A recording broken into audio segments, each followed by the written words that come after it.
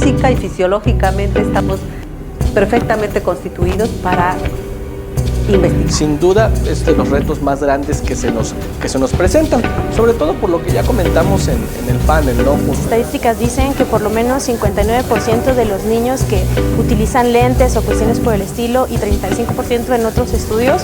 Hay 3 factores que predisponen ese progreso de la miopía. El primero de ellos es la digitalización de los niños. Hoy día vivimos en una era tecnológica que es necesario que docentes y alumnos conozcan sobre ella.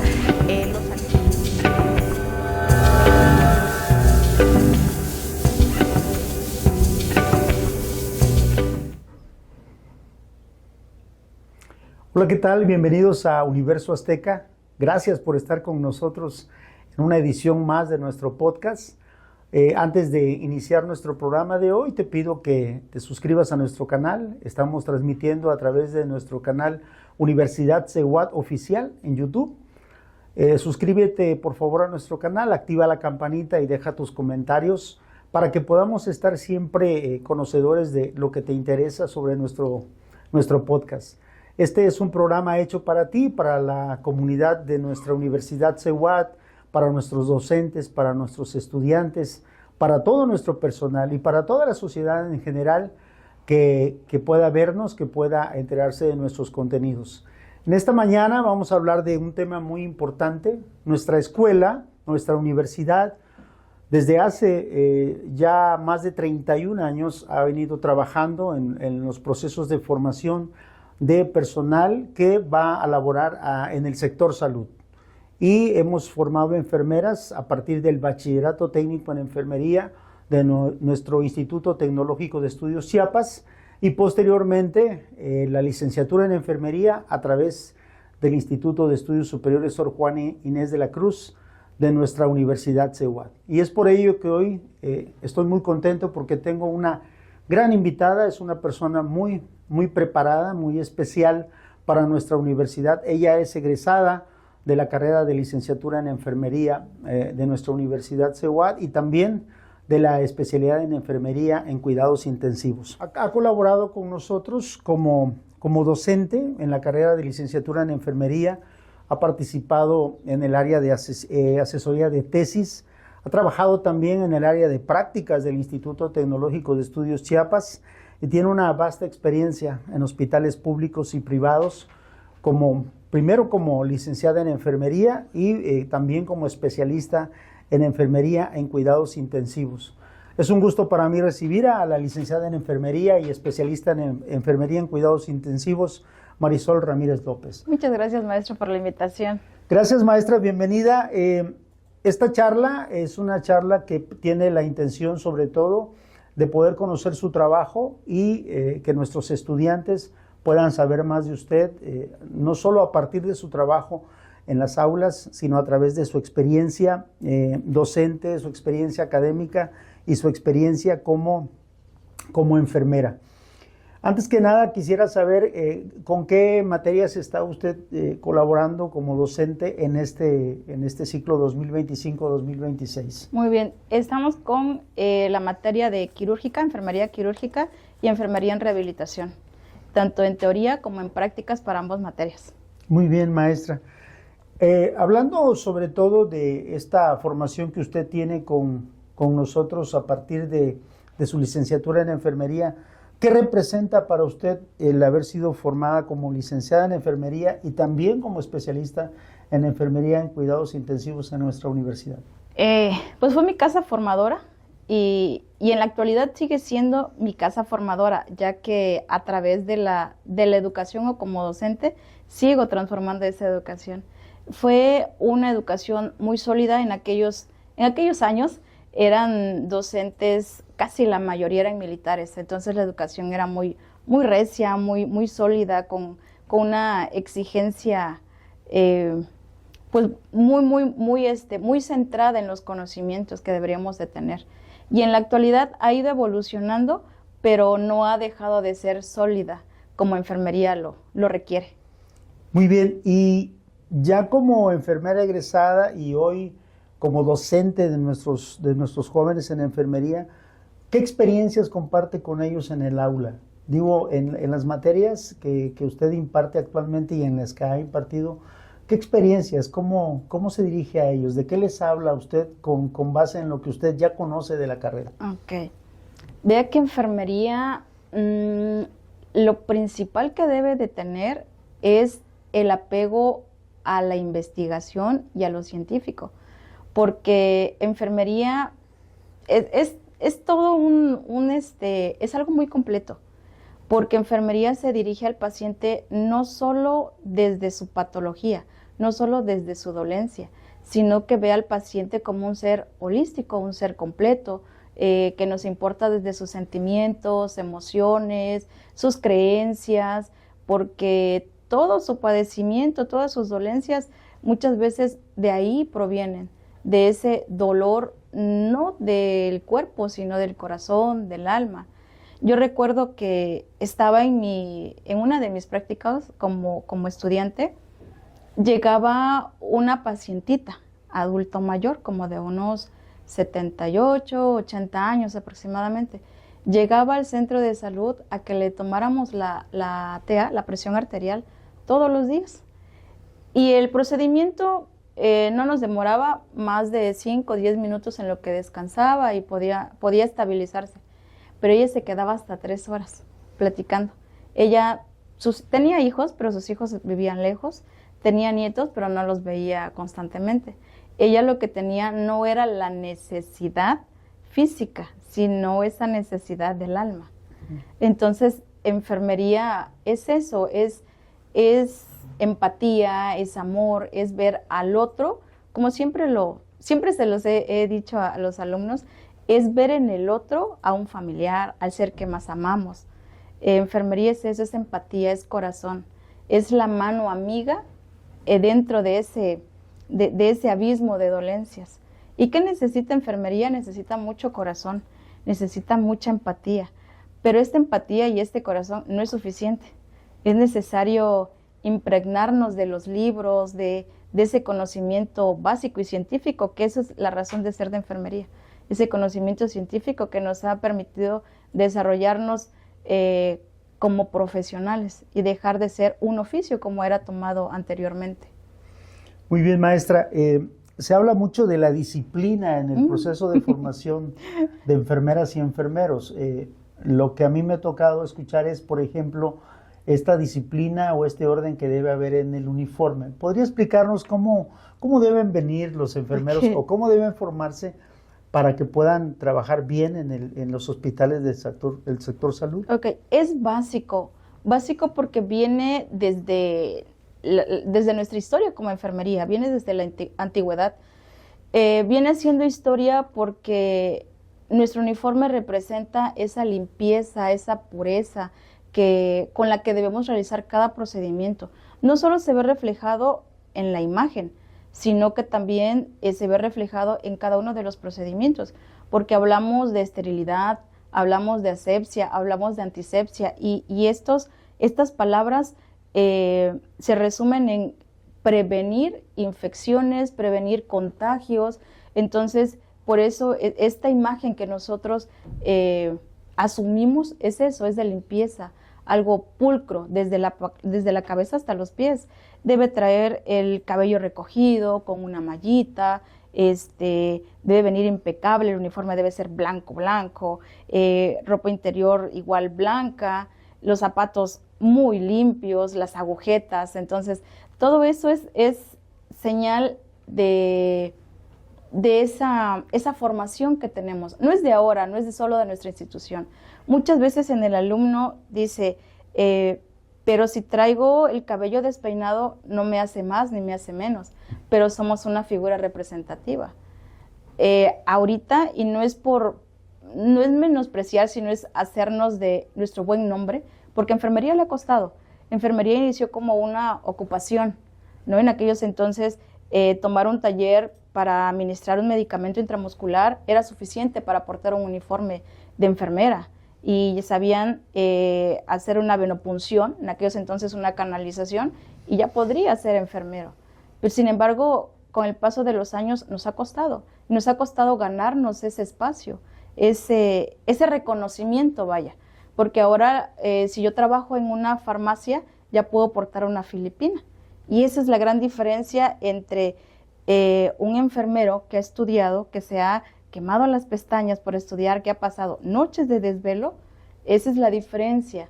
Por ejemplo, yo vengo vestida de manera civil y yo se lo he dicho a mis alumnos, el ponerme el uniforme para mí es como una transformación, porque no solo es ser enfermera, sino es representar algo importante en la vida de los demás, porque ya no dejo de ser, ya no solo soy hija de don o de doña fulana, ahora es la o el enfermero fulano, ¿no? Entonces, el vestirnos bien da una imagen, y esa imagen ya no es solo la imagen nuestra, es la imagen de la institución que nos formó, es la imagen del centro donde yo laboro, y esa imagen debe ser siempre limpia, siempre pulcra.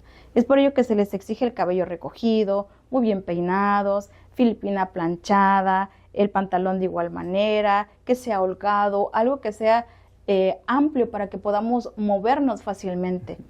Los zapatos limpios.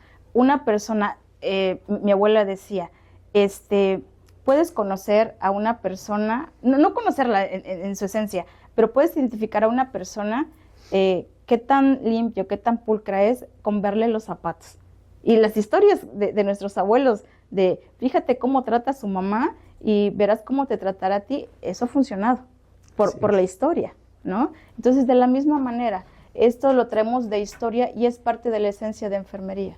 Y yo les he dicho, y no es discriminación ni nada, pero vemos a un médico y vemos a una enfermera y en la vista vemos la diferencia, ¿no? Entonces, eso nos hace tener una identidad diferente. No solo en nuestra escuela, son todas las escuelas y son todos los formadores en enfermería tenemos la misma esencia. Sin embargo, pasa algo curioso, porque cuando vamos al hospital, perdemos esa esencia. Claro, ni un tatuaje, ni un color de cabello extravagante, eso no nos hace más ni nos hace menos, ni nos hace tener mayor calidad humana o menor calidad humana. Sin embargo, es parte de una imagen que nosotros decidimos vender y siempre portar bien. Muy bien, maestra. ¿Y cómo y cuándo se realiza una práctica de laboratorio? Es decir, ¿de qué materia necesitan conocer los muchachos para poder decir, bueno, ahora sí van a su primera práctica de laboratorio? Ok, en nuestra universidad los muchachos entran al laboratorio desde la primera semana con la materia de fundamentos en enfermería. Tenemos también el laboratorio de anatomía que llevan igual desde el primer semestre. Entonces podríamos decir que el alumno entra a nuestros laboratorios desde la primera semana de clases. Ahora, ¿qué necesita para entrar al laboratorio? Tener la clase teórica, porque nadie puede realizar algo mientras no tenga la sustentación científica que tenemos nuestros libros básicos, por ejemplo, en Fundamentos de Enfermería, el libro de Fundamentos de Enfermería. Ahí vienen todas las técnicas con los pasos que deben de ser, viene el por qué, el para qué, el cómo y el cuándo realizarlo. Entonces, antes debe conocer estas 4 características de la técnica para que pueda realizarlo. Es como si el día de hoy estuviéramos platicando de una película, usted y yo ya vimos esa película, entonces tenemos un tema en común y de qué hablar, y usted me va a entender de qué le estoy hablando cuando yo le diga, tal escena me gustó. Pero si usted no la vio y yo vengo y le cuento, no va a entender de la misma manera en la que yo lo vi, o no podremos compartir mis inquietudes y las suyas acerca de la película. Entonces, para ello, el alumno necesita conocer lo teórico. Posiblemente muchos de los alumnos, y porque me ha tocado, que dice, pero maestra, es que yo si lo leo, no entiendo nada. Si lo escribo, no lo entiendo. Tengo que hacerlo para que yo... Sí, es muy cierto, pero para que tú puedas hacerlo, necesitas saber el por qué, el para qué, el cómo y el cuándo. Y eso únicamente se adquiere con la lectura. Y con la lectura, previamente... Entonces ahora sí ya estás listo para que vengas y yo te platique cómo es el procedimiento, lo hagamos y podamos estar en la misma sintonía. Porque el tiempo de laboratorio es muy corto. En mi caso, ¿cómo trabajo laboratorio? Todos los alumnos lo practican, todos deben tener el tiempo. Si es una práctica en parejas, primero va uno y luego el otro. no solo es de son 10 y de los 10 practican 5, no, es que todos hagan la práctica, porque de eso es una de las bases de enfermería, la habilidad se adquiere en realizarlo. Entonces, para aprovechar más el tiempo, tienes que venir leído toda la teoría para que podamos hacer la práctica y que esa práctica sea verdaderamente provechosa en ese momento que estamos en la práctica. Muy bien, maestra. Y con base en su experiencia y hablando de este tiempo, de este momento, donde el estudio de la enfermería, su práctica y su intervención tienen otras connotaciones, ¿qué conocimientos y competencias deben tener los estudiantes? Además de la experiencia que usted tiene como docente, de su experiencia como enfermera, ¿qué otra cosa deberían ellos conocer desde su opinión como docente en las materias en las cuales colabora con la escuela? Bien, nosotros tenemos nuestras guías, nuestras UCAs, y eso es lo que nos guía para impartir la clase. Nosotros, si bien le damos la materia y realizamos la teoría y la práctica, lo realizamos tal cual debe ser metódicamente, o sea, tal cual nos lo manifiestan los libros. Sin embargo, aquí viene otro, como paréntesis, donde enfermería no solo es el profesionalismo o ser profesional, sino que también enfermería se destaca por el arte. Y muchas ocasiones, si no es que en la mayoría de las ocasiones, nos toca echar mano de este arte que traemos. Ejemplo, tenemos que utilizar valernos de otras herramientas para sustituir las que normalmente vienen en los libros. Al alumno le enseñamos tal cual debe de ser. Sin embargo, en el campo laboral muchas veces no tenemos el material, no tenemos el recurso y tenemos que echar mano de otros materiales para poder ofrecerle una atención de calidad y calidez al paciente. Entonces, en muchas ocasiones, por el tiempo que tenemos, le enseñamos lo básico, pero tendríamos que abrirles como que otras fronteras y darles otras ideas para que el alumno pueda realmente desempeñarse en el campo laboral, porque en el campo laboral es cuando tenemos mucha escasez, no en todos los hospitales, pero sí casi en la gran mayoría de ellos. Muy bien, tenemos maestra, que ingeniárnosla. Muy bien. Se habla en el sector salud de 3 niveles de atención. ¿Nos podría explicar cuáles son esos 3 niveles de atención? Sí, el primer nivel pues es prevención, centros de salud, como su nombre lo dice, prevenir la aparición de estas patologías que en un determinado momento aparecen en nuestro paciente o en el ser humano y ya se convierte en una patología como tal. Y esta patología necesita una atención médica, que ya son nuestros hospitales de segundo nivel. El segundo nivel pues es la atención a estas patologías básicas, y el tercer nivel es aquel nivel donde, si hablamos a nivel hospitalario, es donde nuestros hospitales ya están más completos en cuanto a aparatos, médicos especialistas, o sea, ya hay como que un mundo más de elección, por así decirlo, en cuanto a las patologías. Ahora, en cuanto a nuestros niveles de atención, pues tenemos el nivel primario, que es donde deberíamos de centrarnos. ¿Por qué? Porque este primer nivel es el que nos permitiría a nosotros prevenir todas estas patologías. Así es. Sin embargo, por cómo está estructurado nuestro sistema de salud, se le da más auge al segundo y tercer nivel, que es el tratamiento y finalmente la rehabilitación. Pero deberíamos de estar centrados en prevenir, que actualmente es el centro de la atención de salud. Después de tanto tiempo es enfocarnos en prevenir. Muy bien, maestra. Con base en su experiencia en diferentes semestres de nuestros estudiantes, cuando ellos ya están por terminar, por concluir, cuando quizás están por irse al servicio social, ¿qué recomendaciones les da usted con base en su experiencia para que ellos puedan hacer un buen ejercicio profesional de la carrera de enfermería en el sector salud? ¿Alguna recomendación? Son muchas. Cuando nos vamos al servicio social, número 1, que nunca pierdan la empatía. Cuando uno se va al servicio social, el estrés de los colegas que ya están formados a veces desencadena, o no desencadena, sino repercute en el estudiante, porque al final de cuentas siguen siendo estudiantes pasantes, ¿no? Entonces, la presión de los pacientes, la presión del familiar del paciente, la presión del personal que ya labora, se desborda hacia nuestro estudiante. Entonces, ¿qué es lo que que tenga mucha paciencia y que todo lo que lo abruma no haga que se acabe esa chispa con la que sale, esas ganas de comerse al mundo, que no permita que todo lo que está afuera lo hunda y salga como todos los que ya laboramos, amargados, tristes, enojados? No, que nunca olviden el primer día que llegaron a la escuela y que dijeron por qué querían estudiar enfermería. Que nunca pierdan el amor a enfermería. Que nunca se olviden que están tratando con seres humanos y que estos seres humanos necesitan de nuestra calidez, de nuestra calidad. Y por ahí, si bien es cierto, tenemos una teórica que se llama Piplau, donde habla de las relaciones interpersonales.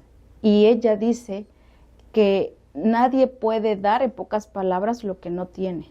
Entonces, si yo tengo amor por mí, me preocupo por mí, entonces voy a poder ofrecerle al otro lo que en verdad necesita.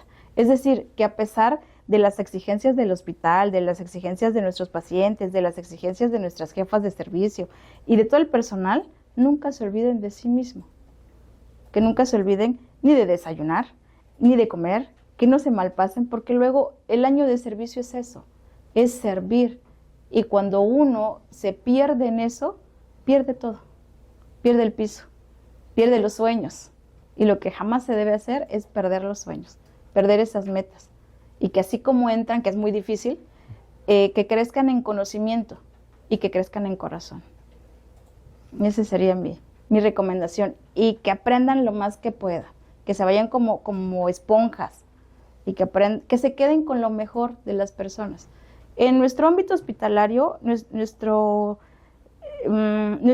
colegas, por así decirlo, tenemos colegas muy celosos de su conocimiento.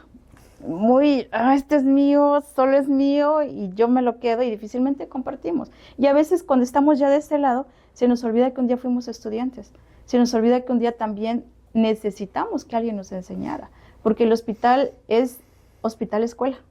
Así es. Y nos toca practicar con seres humanos de verdad. Ya no es como nuestros maniquís, que pues nuestros maniquís no se quejan ni nada. Ya estando en la práctica, ya es otra cosa. Entonces, cuando nos encontramos con esas personas celosas de su conocimiento, mejor nos hacemos a un lado y nos vamos con aquellas que sean abiertos al conocimiento. Porque hay de todo, hay gente que le encanta enseñar, hay gente que dice, yo no, este es mío. Y es válido, cada quien sabe cómo se desenvuelve, cómo obtiene sus conocimientos y cómo los comparte si es que quiere compartirlos. Que se peguen a la persona que esté disponible para enseñar, que se vayan como esponjas. Muy bien, maestra. En su currículum vitae encontré que usted también tiene experiencia en lo que es asesoría y revisión de tesis. ¿Cómo ha sido ese trabajo para usted, partiendo primero de su formación como enfermera en CEUAT, luego como docente y luego con la experiencia en hospitales? ¿Cómo ha sido ahora trabajar esta parte de investigación? Fíjese que enfermería pues es un todo, porque tenemos 4 áreas en las que nos podemos desenvolver. Asistencial en la parte hospitalaria, asistencial con nuestros pacientes, en el área docencia, en el área administrativa y en el área de investigación. Nuestra carrera o nuestro gremio, hay muchas personas que les gusta investigar y eso es bueno porque en el sector salud lo que necesitamos es investigar porque las patologías constantemente van evolucionando y nada se queda como ayer, todo el tiempo está evolucionando y necesitamos hacer investigación. Yo inicié con la investigación desde mi tesis. La escuela tiene como base fundamental 2 materias, Seminario 1 y Seminario 2, que tenemos la oportunidad de vivir esa experiencia. Sea el medio por el cual nos titulemos, la escuela nos ofrece y nos anima a realizar investigación, a tener nuestra primera experiencia en investigación. Así que mi primera experiencia fue aquí en la escuela, con mi protocolo de investigación, que fue una una tesis. En el transcurrir de los años de docencia, empiezo con las revisiones de tesis y asesoramientos. Actualmente tengo 38 tesis revisadas, de los cuales se han titulado con esa misma tesis casi el 60% de las tesis revisadas. El año pasado ganamos el segundo lugar en un concurso que fue a nivel sureste, y a las chicas que estaba asesorando, ellas ganaron ese segundo lugar. ¿Qué más? El año pasado hicimos un concurso interno de investigación de territorio Cehuat. Igual, mis asesoradas ganaron el primer lugar en investigación. Y pues, ¿cómo es en mi asesoría? Trato que cuando el alumno escucha investigación se asusta, ¿no? Entrar al ámbito de investigación, uno piensa que es complicado, que es pesado, que es tedioso. En lo particular me gusta que sea como la vida diaria, desde cómo hacemos los objetivos, cómo planteamos el tema. Lo primero que dice el alumno es: maestra, dígame qué puedo investigar. Y no se puede. No se puede porque a mí me apasionan otras cosas. Así es. A mi alumno le puede apasionar pediatría. A mí no me apasiona pediatría. A mí me causa tristeza, ¿no?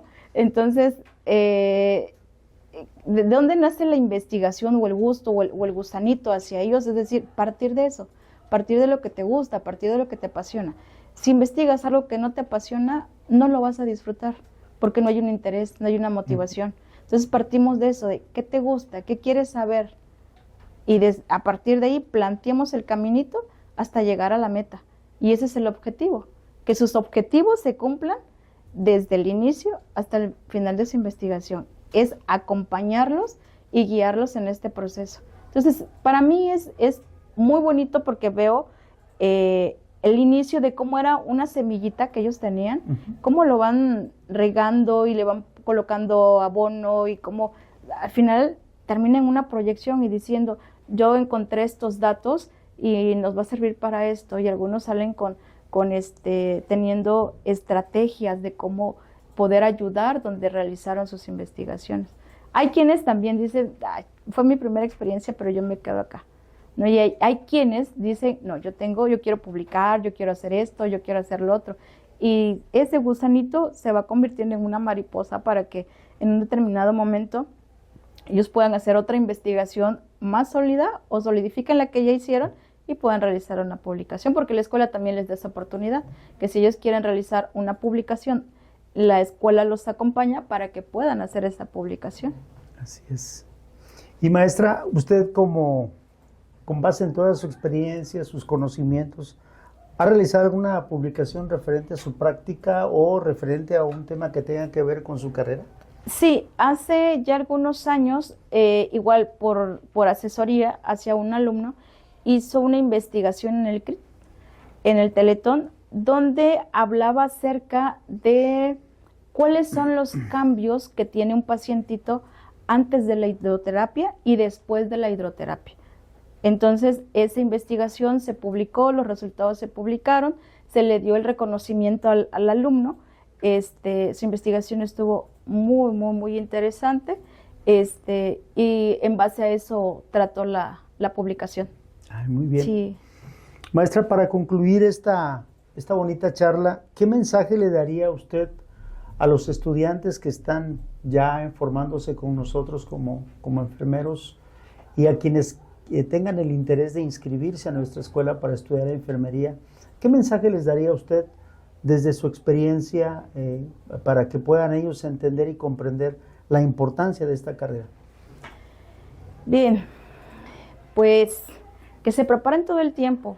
Estudiar enfermería es un compromiso de todos los días, es un compromiso de corazón a corazón, de humanos a humanos. Es pensar en que tengo vidas en mis manos y que en estas manos puedo ayudar a crear una vida o acompañar una vida que se va. Es tener mucho corazón, mucha alma y muchas ganas de querer aprender, porque aquí no se deja de aprender. Aún así, ya siendo un licenciado con especialidad, con maestrías, con doctorados, con infinidades de diplomados, uno no deja de aprender. Es tener la disponibilidad y esa entereza de quererse comer al mundo, y que esa alma nunca se apague, que nunca dejen que nada les apague esa chispa que traen como estudiantes.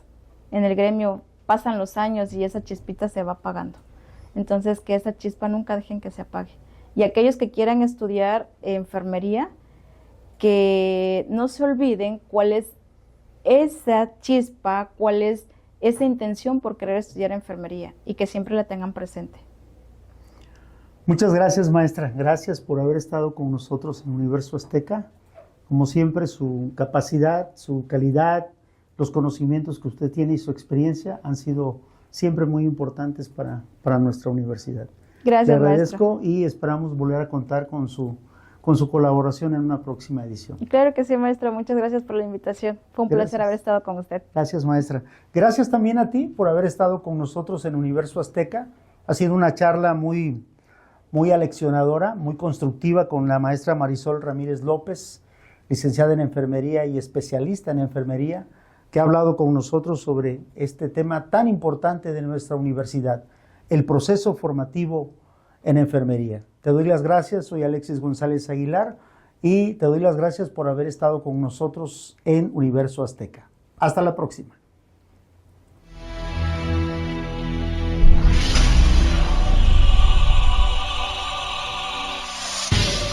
Física y fisiológicamente estamos perfectamente constituidos para investigar. Sin duda es de los retos más grandes que se nos presentan, sobre todo por lo que ya comentamos en el panel, ¿no? Las estadísticas dicen que por lo menos 59% de los niños que utilizan lentes o cuestiones por el estilo y 35% en otros estudios. Hay tres factores que predisponen ese progreso de la miopía. El primero de ellos es la digitalización de los niños. Hoy día vivimos en una era tecnológica que es necesario que docentes y alumnos conozcan sobre ella.